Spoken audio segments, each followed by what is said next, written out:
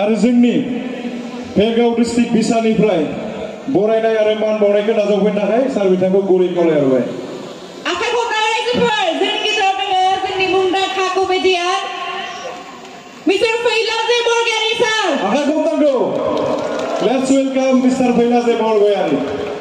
जोंनि भेरगाव जिल्लानि गाहाय नेहाथारि आदा दिपेन अर्थात फावखुंगुर नाब्ला होननानै सिनायजानाय बिथाङा बरायदों गांसे मान फालिजों। थ' साबायखर थाबाय सार बिथांनिसिम आरो बे समाव सारखौ फंनैसो बिबुंथि लाखिनो थाखाय गुरै खावलायबाय।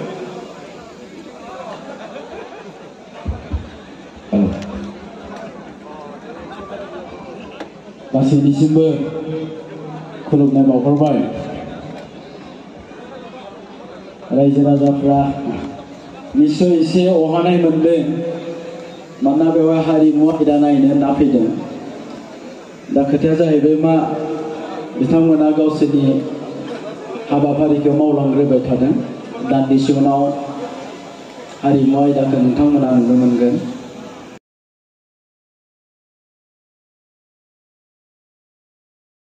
हाबा जाबाय हाबा जायाखै होननानै लाना आंखौसो हाबा जाबाय होनना बुङो।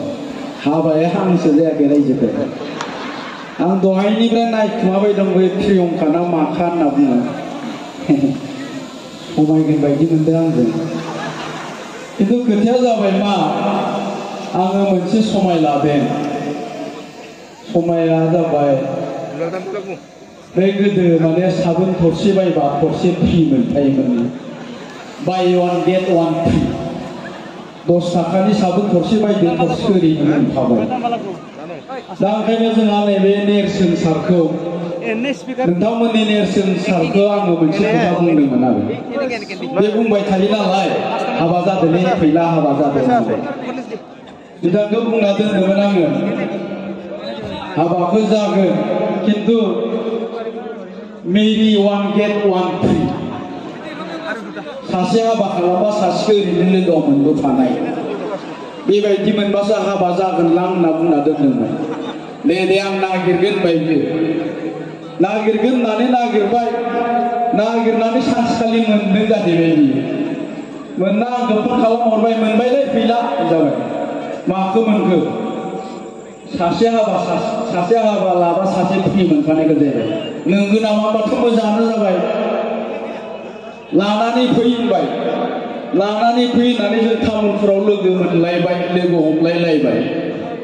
गारिनिफ्राय ओंखारबाय आंबो गावबो ओंखारबाय। आं बुंबाय बोरोथो दङ र' गारि सिङाव होननानै गारि सिंनिफ्राय दिहुनबाय। एसे मोदोमै मोखांनि नायनो समायना सासे हिन्जाव दिहुनबाय आरोखि। नैबेनो जेरै बुस्थुआथ' मोजाङानो दं। दा लोगोआव मोनबोफानायालाय बोरैबाय दङ लोगोआव मोनबोफानायाबो जाहैबाय बेखौबो नायनोसै होनबाय आङो। बेखौबो नायनोसै बा गारि सिंनिफ्राय बा नैसिनि गथ' बुंग्राय फेरलाला दिहुनबाय। नैबेनोलै लोगोआव मोनबोफानाया जाबाय। ओमफ्राय मा होननाय जादों बिलाय आंथ' बेबायदि बुङाखैना। आरो नोंथाङानो सासे हाबा खालामबा सासे फ्रि मोनबोफानाय होनबाय। आंथ' बिदि बुङाखै। आं बुंदों मा बिब'खौ हाबा खालामबा बिनानावखौ लोगोआव मोनबोफानाय।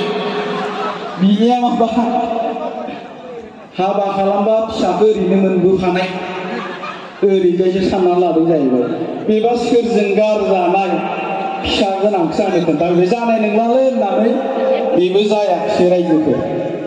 दा ओंखायनो बे समायखौ लाबाय थाबा आं हिनजावखौनो मोननाय नंला। आंथ' बुंखादों एसे माबाखै प्रियंकाखौ एसे मेगन खेबदों आङो। दा एसे समायनाय हिनजावाथ' माने एडभान्स बुकिं जाखायो बायदिसो मोनदों आङो। थेवबो आजिखालि जेबो नङा अनेक जायो। दा गोबाव खालामनो सानाखै। दहायनो बुंदों नोंथांमोना हारिमु आयदा नायनो फैदों। आं मोनसे खोथाखौ बुंबावनोसै रायजोफ्रा जुदि बरिं जायाब्ला। दा जोङो जोंनि दुलाराय बर' फरायसा आफाद बर' थुनलाइ आफाद बेबायदिनो जोंनि गोबां बर'नि सानसुमैफ्रा बुङो जे जों बर' जातिखौ मास्टार रेस हारि हिसाबै दानो नांगौ। मोनसे गेरेमसा हारि हिसाबै दानो नांगौ। दानिया जोङो जातिखौ माला गेरेमसा होनगोन? बे जातिनि जेब्ला थुनलाइयारि बिथिं सोलोंथाइ बिथिं रांखान्थियारि बिथिं समाजारि बिथिं आरो हारिमुआरि बिथिङा जेब्ला गोजौ थाखोसिम सौहैगोन अब्लासो जोङो बे हारिखौ गेरेमसा हारि होननानै बुंगोन। दा जाहैबाय जोंनि हारिमुआ दिनै बेसेबां गोजौ थाखोसिम मोनहैखो निश्चय जों बुंगोन जोंनि जि बर'नि हारिनि हारिमु बे हारिमुआ दासिमबो गुबुन हारिनि हारिमुजों फेर फाथिनो हायाखै। दा ओंखायनो जोंनि हारिखौ गेरेमसा खालामनो गोनांबा जोंनि बर'नि बे हारिमुआबो गोजौआव दावखोनांगोन। जोंनि हारिमुखौ गुबुन हारियाबो अनसायनो नांगोन। जोंनि हारिनि हारिमुखौ गुबुन रायजोजों लोगोसे गुबुन हादरनि मानसियाबो सिनायनो हानांगोन, अनसायजानो नांगोन। अब्लासो जोंनि बर'नि हारिमुखौ जोङो गोजौआव थांबाय होननानै बुंनो हागोन। आरो जोंनि हारिमुआ जेब्ला गोजौआव थांगोन अब्लानो जोङो गुबुन गुबुन हारि, गुबुन गुबुन रायजो, गुबुन गुबुन हादोरावबो जाति हिसाबै सिनायथि मोननो हागोन। दा ओंखायनो जोङो जोंनि बर'नि हारिमुखौ गोजौआव लांनो गोनांब्ला जोंनि बर'नि जा सावथुन, जा सिनेमानि मुलुग बेखौ जोङो गोजौ फारसे लांनो नांगोन। दा ओंखायनो जोंनि बर' महरगिरिफ्रा 2008 मायथाइयाव जोङो मोनसे आफाद दादोङो।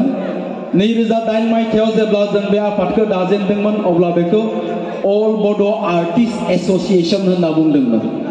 आरो बिनि उनावहाय जोङो दा बेखौ बिसा अर्थात बड' सिने आर्टिस्ट एस'सिएशन होननानै बुङो। बे जोनोमनिफ्रायनो बे एस'सिएशना जोंनि बर'नि सावथुनखौ माबोरै गोजौआव लांनो, बर'नि हारिमुखौ जोङो माबोरै गोजौआव लांनो बिनि थाखाय खामानि मावबोबाय थादों। दा गुबै खोथाया जाबाय मा जोंनि हारिमुखौ डेभेलप खालामनो गोनांबा गिबियावनो जोंनि जा बर'फोरनि महरगिरिफोर बे महरगिरिफोरखौ जोङो गोजौआव लांग्रोनो नांगोन। अर्थात जाय बर' सुबुंफ्रा मेथाइ रोजाबो, मोसायो, एक्टिं खालामो, दामो, देयो बिसोरो बेखौनो गावनि थांना थानायनि राहा प्रफेशन हिसाबै लानो हानांगोन। दा जोंनि दामनाय देनाय मोसानाय रोजाबगिरि बिथांमोना बेखौ प्रफेशन हिसाबै लानो गोनांब्ला जोंनि बर'नि जा सावथुन बे सावथुना डेभेलप जानो नांगोन। जोंनि बर'नि सावथुनखौ गुबुन हारियाबो नायनो नांगोन।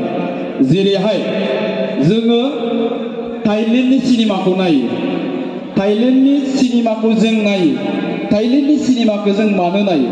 थाइलेण्डआथ' मोनसे फिसा हादोर, मोनसे फिसाथार मोनसे हादोर। थेवबाबो जोङो थाइलेण्डनि सिनेमाखौ नायो, कारना बेनो बिसोरो गोजौ थाखोनि सिनेमा बानायो। दा ओंखायनो जोंनि बर' सावथुनखौबो जोङो गोजौ थाखोनि खालामनो नांगोन। जेब्ला जोंनि सावथुनखौ जों गोजौ थाखोनि बानायगोन अब्ला जोंखौ गुबुन गुबुन जाति, गुबुन गुबुन हादोर, थाइलेण्डनि मानसिफोर, बांलादेशनि मानसिफोर, पाकिस्ताननि मानसिफोर बिसोरबो जोंनि बर' सावथुनखौ नायगोन। आरो बेबायदि जानो गोनांब्ला जोङो सावथुनखौ गोजौ थाखोनि खालामनो नांगोन। दा जोङो बुंगोन दिनै जोङो बर' सावथुनफ्रा दिनैनि दिनाव बर'फ्रा दिनैनि दिनाव जि सावथुन खालामो जोंनि बे सावथुनाबो खिन्थु एसामिस सावथुनजों समान समान जोङो फेर फाथिनो हादों। एसामिसफ्रा जोंनि बर' सावथुनखौ नायनानै दा गोमोनाय मोनो मा बर'फ्राबो इसेबां डेभेलप जाबाय होननानै। दा गुबै खोथाया जाबाय मा जोङो मोनसे सावथुन दिहुननायाव बेसेबां फैसा गारो? जों एकेबारे मिनिमाम खोब खम बाजेटावनो दिनै नोंथांमोना जायफोर सावथुनखौ बिराद मोजां जादों होननानै बुङो बे सावथुनखौ खालि जोङो 10-12 लाख थाखा गारनानैल' दिहुननाय जादों। कारन दिनै जोंनि गेजेराव टेलेन्टनि अभाब गैया।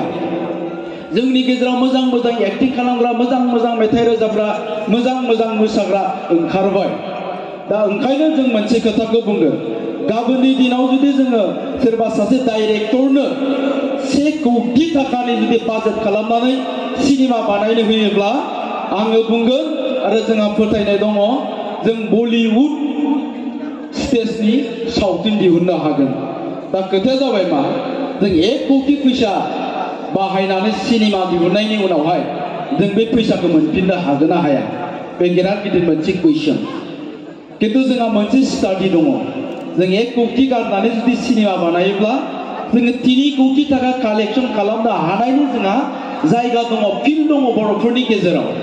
नाथाय जोंहा सावथुन दिन्थिनो थाखाय प्लेटफर्म गैया जायगा गैया दा ओंखायनो जोंनि बड' सिने आर्टिस्ट एसोसिएशना जोंहा जिहेतु मोनसे सरकार दं बिटिसि बिटिआर सरकार दङ बे हिसाबै जोङो जोनोमनि उननिफ्रायनो जोङो बिटिसि बिटिआर सरकारजों गोबां खेब रायलायबाय थादों आरो रायलायै मोनसे माबासिम सफैनो हादों दानि जितु सरकार प्रमद बर'नि सरकार बिथांजों जोङो खननै खनथाम रायलायबाय रायलायनायनि उनावहाय जोङो मोनसे साक्सेस जानो हादों बे जाहैबाय जोङो बुंदों जे जोंनो सिनेमा हल नांगौ जोंनि नोजोराव जोंनि स्टाडियाव जोङो नुदों बर'फोरनि गेजेराव 50तानिफ्राय 60ता मिनि सिनेमा हल खालामनो हानाय जायगा दङ आरो 50तानिफ्राय 60ता जुदि सिनेमा हल खालामनो हायोब्ला जोङो मोनसे सिनेमायाव 5 कौटिसिम कालेक्शन खालामनो हायो दा ओंखायनो जोङो बिथांमोननो मेमोरेन्डाम होबाय आरो रायलायनायनि उनावहाय बिटिआर सरकारा देग्लाय मोनसे डिसिसन लाबाय देग्लाय गिबि खेबनि थाखाय जोंनि बिटिआरआव 9 सिनेमा हल खालामनो थांबाय दङ बे जाबाय नोंथांमोननि उदालगुरि जिल्लायाव रौतायाव गंसे जोंनि बाक्सा जिल्लायाव बागानपारा आरो सिमलायाव गंसे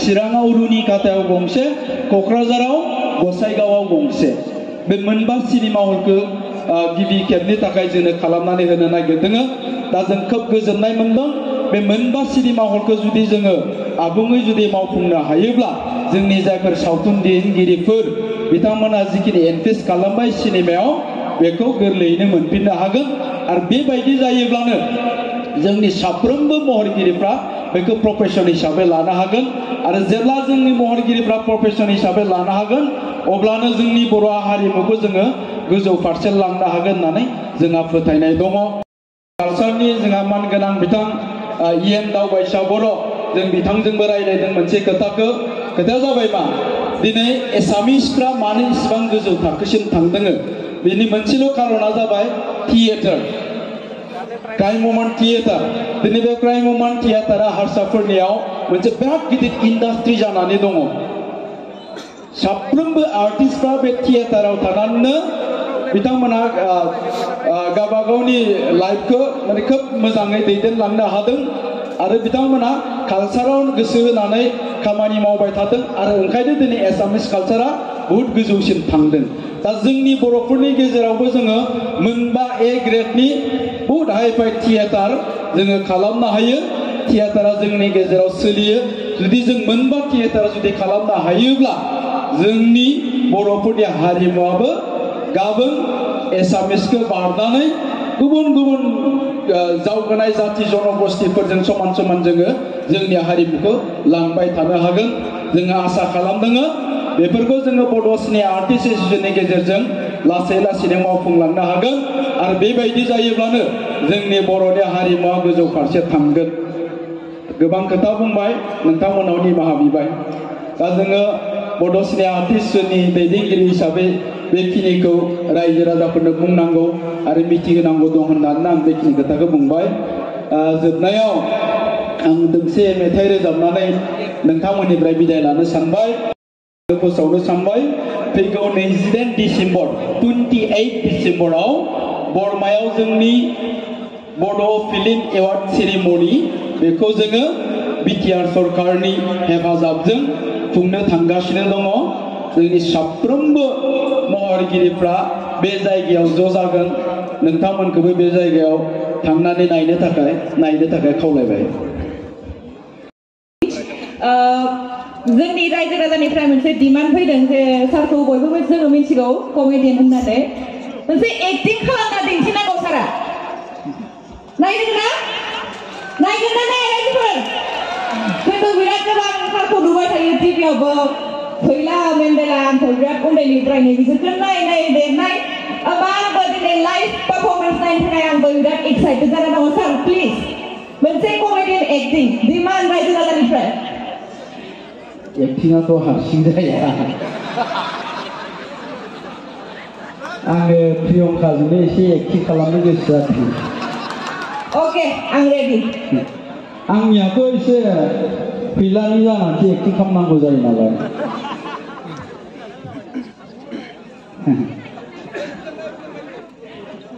आंजों खालामफानांसिगोन आरोखि हागोन ना हायाथाय आंबो इख्रियावगा सना मेन्डेलाया दाखालि नोंसानाव थांदोंमोन ना माथो नंमारगौ मा नंमारगौ माथो आं नुवाखै थांदों होननाय खोनादों बेजों बारा लाइन मारिनो नाङा हाबा जाखानायसो बेयाव आंसो हाबा जायाखै आङो हाबा जानायफोरजोंसो लाइन मारियोहाय हाबा जानायजों लाइन मारियो खोनादों नुबायबो थादों सिख्लाफ्रा दाना हिनजाव माने गोनांखाफोरजोंसो खारफाबाय थायो सेंग्राफ्रा माबा गान्जा सोबनानै सिगारेट सोबनानै लरफै जालांजोब्बायना थाखाबो गैया फैसाबो गैया हाबा जानायफोरनावसो फैसा थायो जाबाय बै दावबायसारनावबो फैसा दं नेरसोननावबो फैसा दं नेरसोनसारनायाव आंनावथ' अनेक दंखायो थेवबो आं हाबा जाथ'वाखै आरो आदालै जाबायलै आं मेथाइ दोंसे रोजाबनोसै